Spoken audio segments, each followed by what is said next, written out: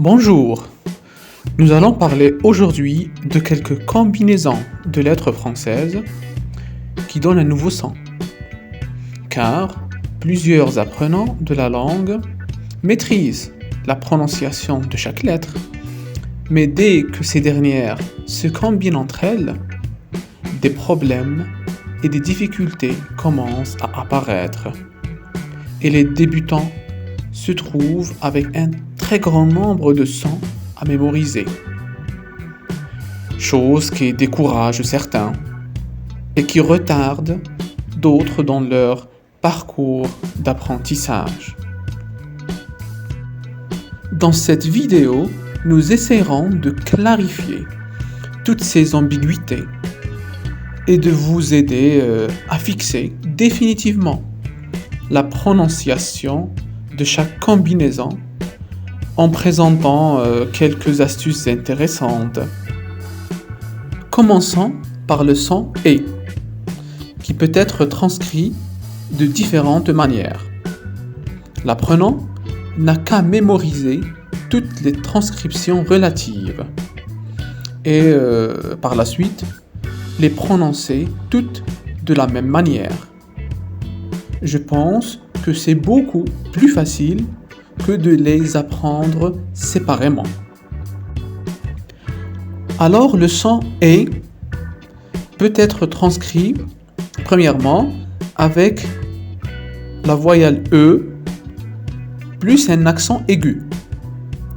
C'est la transcription la plus connue.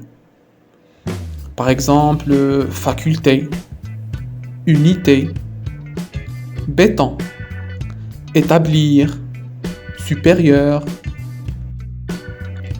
Si on ajoute un E muet à la première transcription, on ne changera pas la prononciation.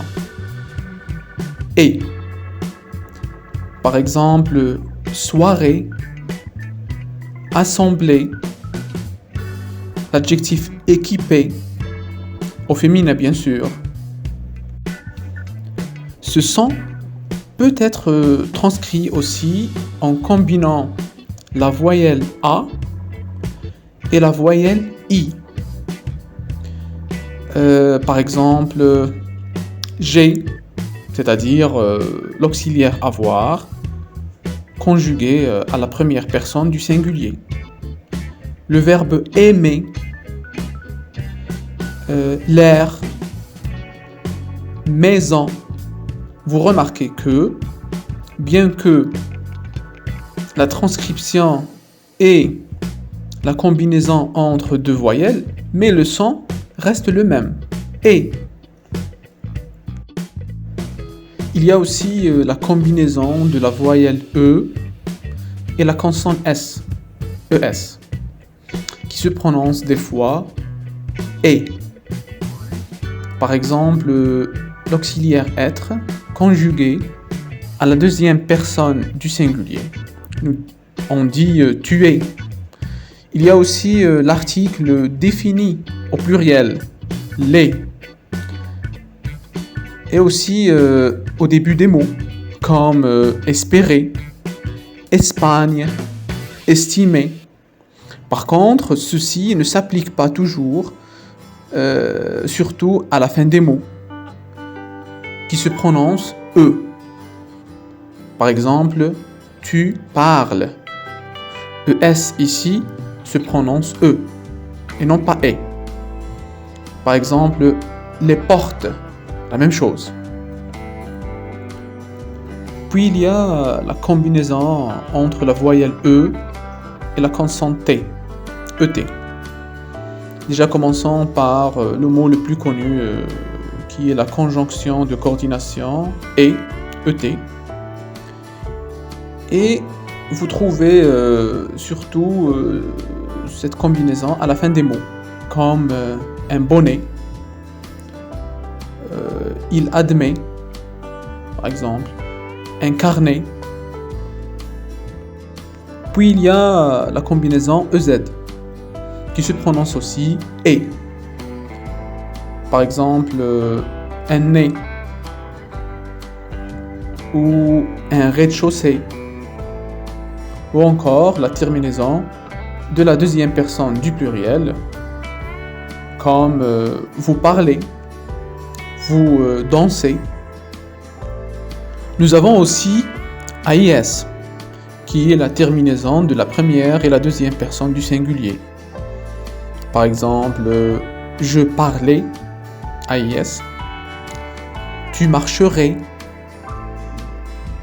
AIS, ou avec le nom palais, un palais, AIS, ou l'adjectif anglais.